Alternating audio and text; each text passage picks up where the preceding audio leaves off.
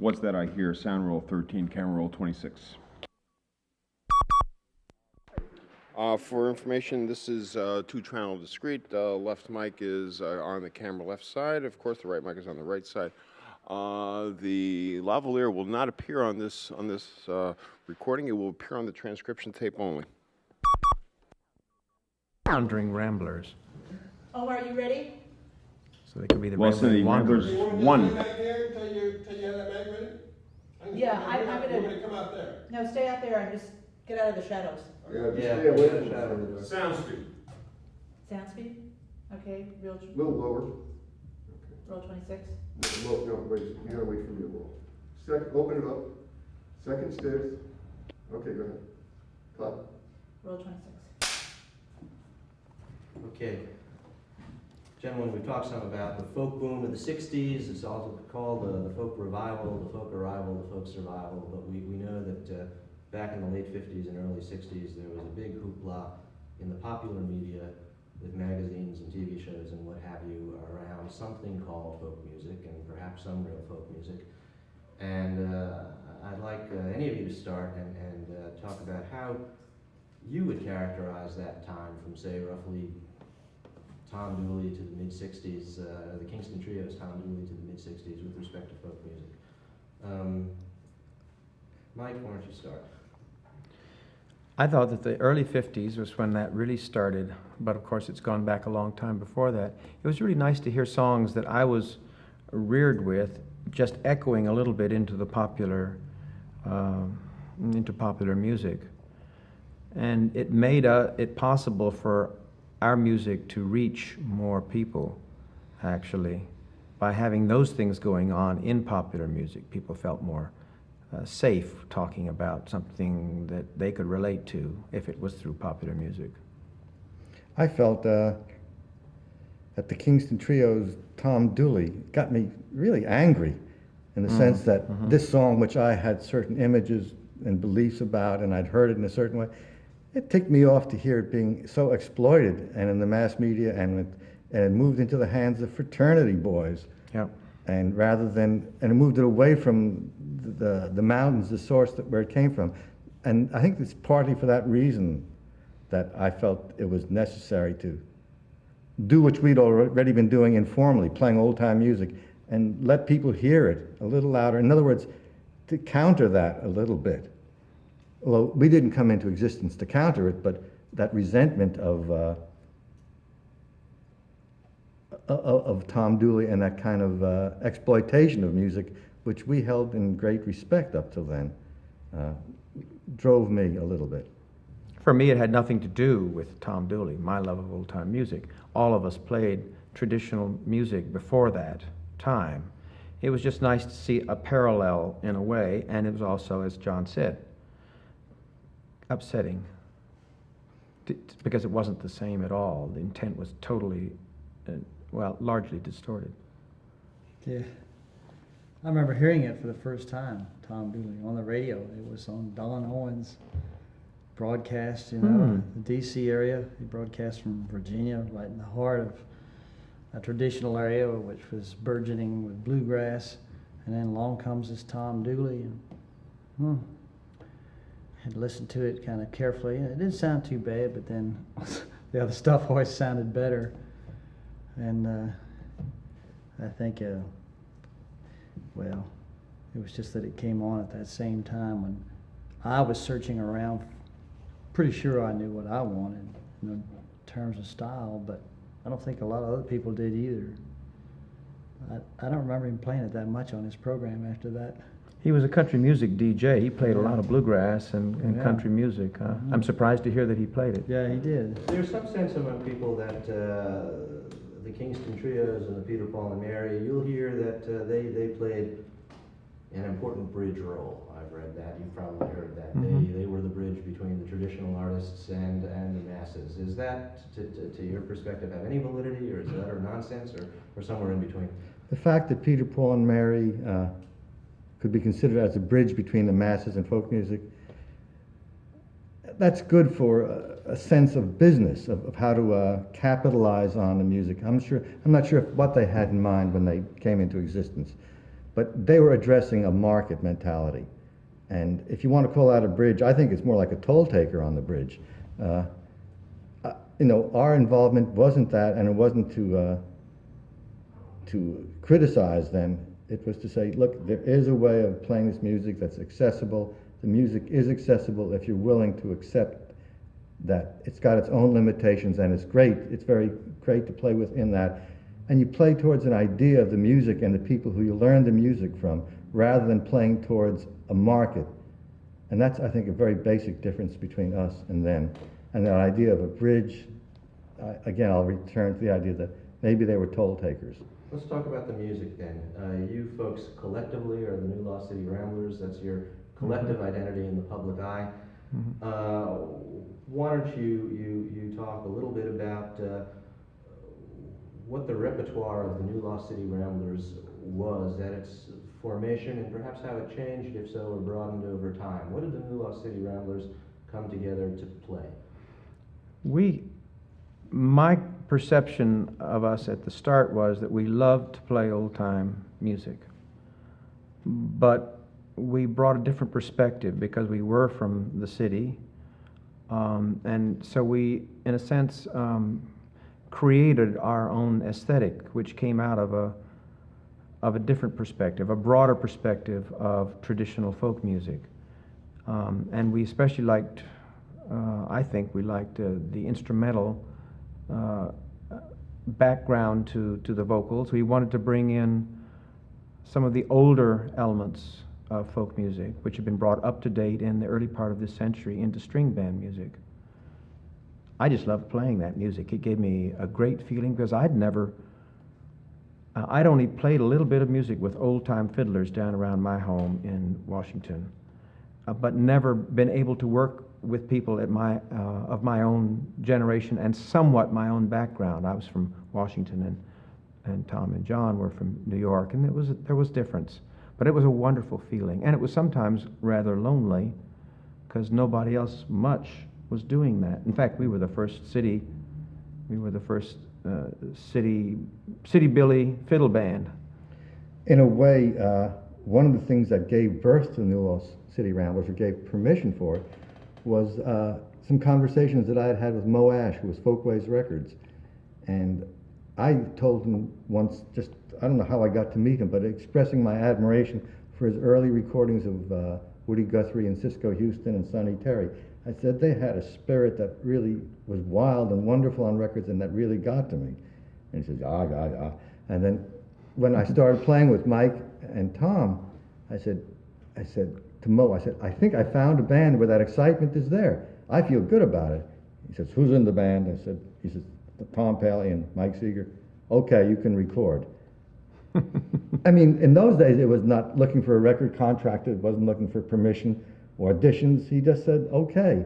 And that kind of made something possible. Mo Ash is a very key element in that respect, not in why we played music, but that we could get it out. Because once it came on to Folkways Records, we sold as many as 400 records. And that was incredible because the people who bought them started the Chicago Folk Festival, the Berkeley Folk Festival, the Ash Grove. I mean, those 400 copies sent the word out. Tracy, I know you joined the band a little later, but maybe you can comment a little bit about the allure to you of the repertoire, and perhaps what, when you joined, if anything, and maybe your colleagues are better able to comment upon what you think in repertoire you brought to the band. Well, I started my contact with southern U.S. rural music, in other words, country music, was through the radio. When I was around 8 years old, I discovered it on the radio. And so it was kind of like whatever came into my ears, I was accepting. And then as I got older, I began to discriminate a little more and learn how to find the sounds that I liked the most. And pretty soon I discovered five-string banjo had something to do with that. And then I discovered through ordering records from Cincinnati that it was bluegrass, or it was this Jimmy Martin or Earl Scruggs or Bill Monroe, or that kind of a thing. And it just, each thing kept leading to something with a stronger concentration in it. And then through little by little, also the accident of choosing to go to college in Washington, D.C., I discovered that some of these sounds that were in bluegrass predated that style, went back further than that, and that was intriguing to me. I followed those sounds back, and I like that too, and that's how I met Mike and John. And when I got out of the Army in the summer of '62, it just so happened to be a position open, and I was looking for a position too, and so I joined the Ramblers, and as I used to say, I shucked one uniform and put another one on, and brought some bluegrass, the kind I liked, which is the early bluegrass. Now, I don't know if we had that perspective in those days. That was early bluegrass, but it's a very traditional sounding bluegrass in those days. And also unaccompanied ballads, which somehow to me seem to have a lot of the same sounds in them and filling. Did the Ramblers feel at the outset, or maybe later, but at any time, did the Ramblers feel some explicit sense of mission? You know, some sense that we are educating or carrying something on or preserving, or did you just get together to have some fun? Did that come about at any time, that there was the sense of mission? The sense of mission that we were crusaders for old-time music came not from us, but came from the title of some interview or some article. Okay. Oh, all right. Well, I'd like to say something on that too, because I think it would be Why don't you different. start again, and Mike, Yeah. That's the end of camera roll 26. Something soporific in my life. Maybe it was the beer. Sound is rolling. This is roll 27.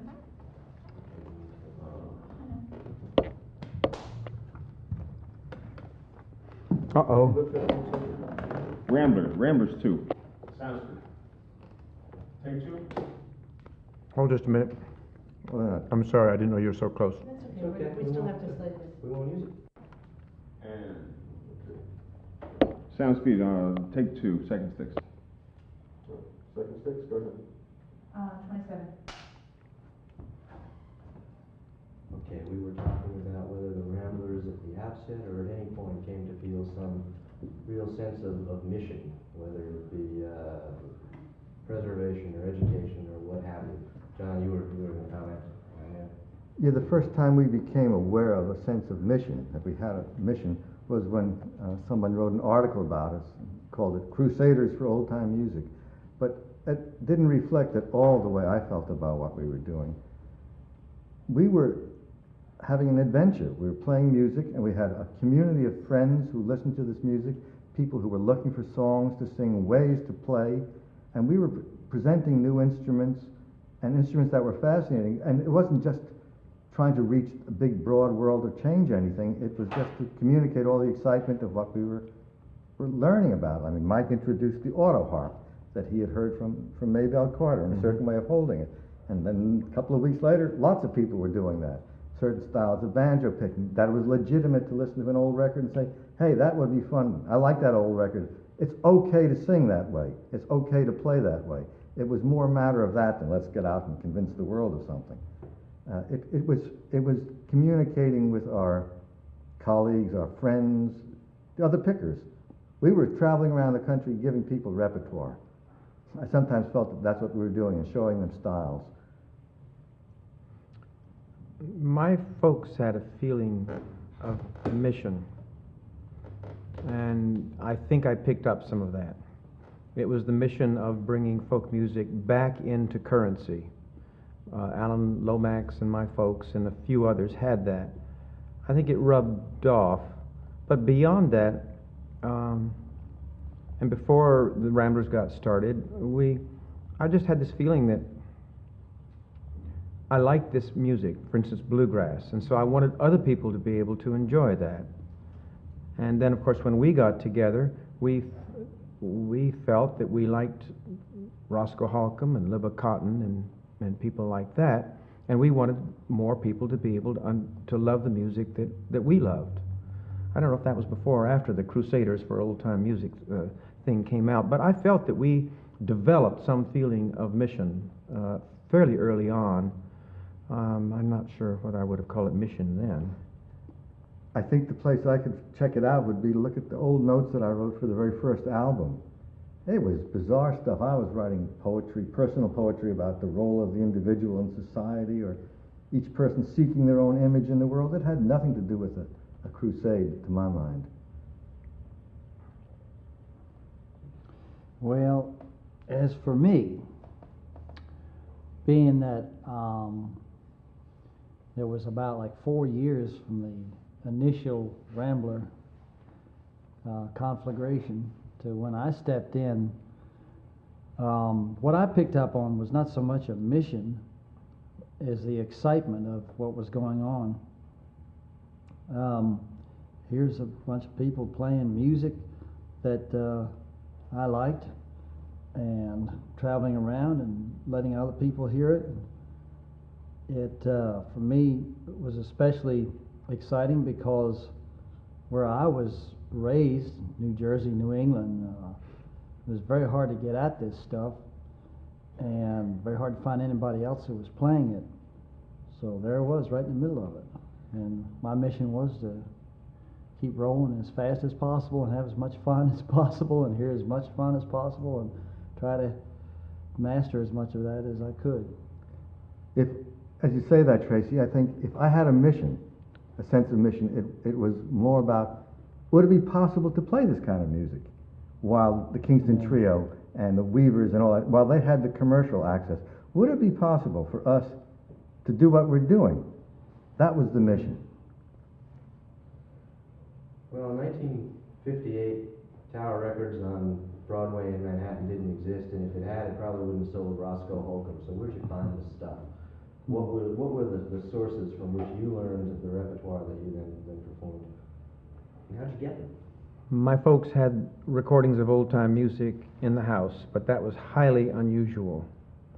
I think for most people in the city, the beginning of that would have been a couple of reissues, first by Alan Lomax, John Lomax, then by Alan Lomax, but really in the LP era, the Folkways collection that was edited by Harry Smith was the most amazing collection and really brought a lot of us to this music in depth.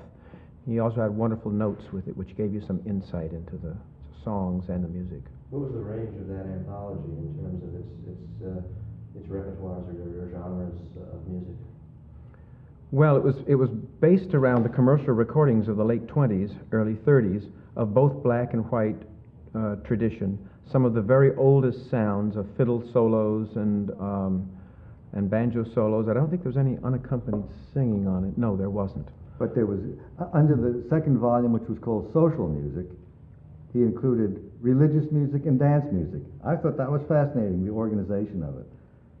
That religious and dance music would be called social music. And then there was a section on ballads, another called songs.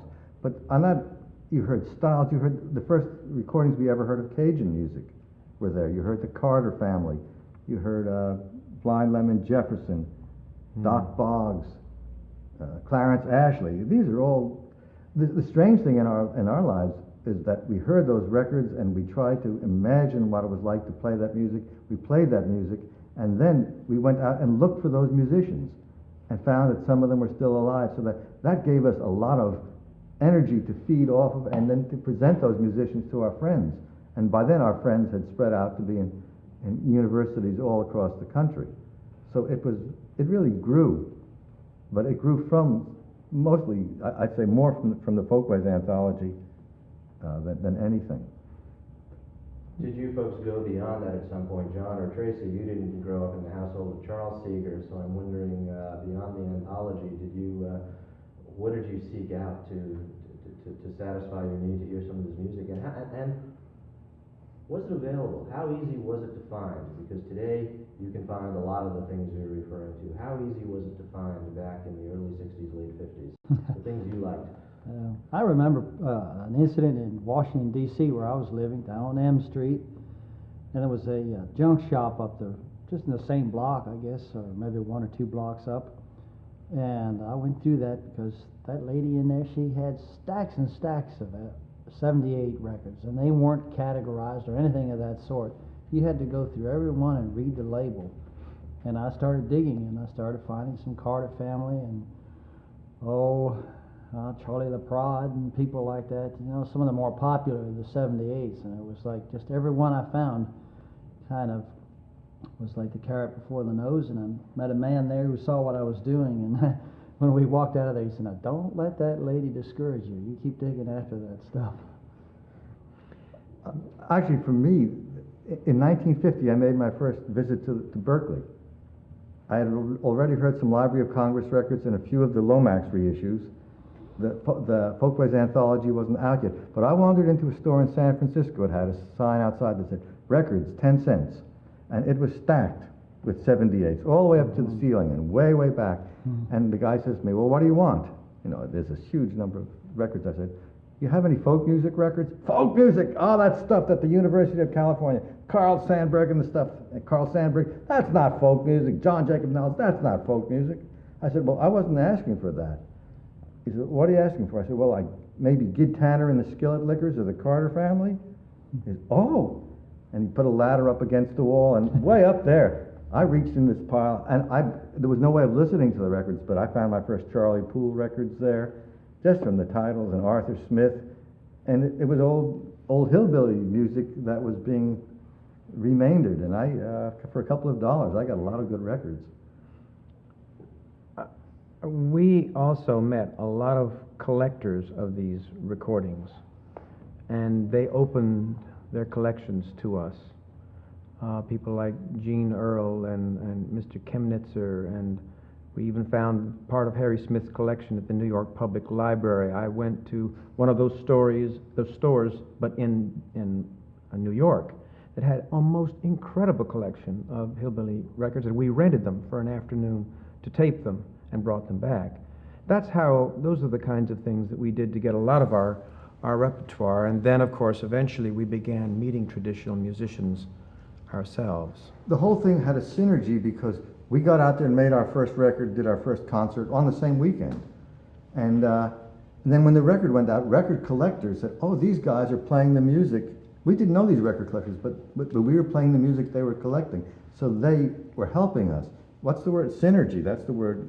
You just used it, didn't you? No, you did. Oh, well, I used it twice I don't now. know that word. Well, they fed us and we fed them, and Oh, okay. you know, stuff like that there. How would you folks characterize what the Ramblers did with the songs that you found on these records? Was it a recreation? Was it an interpretation? Do you have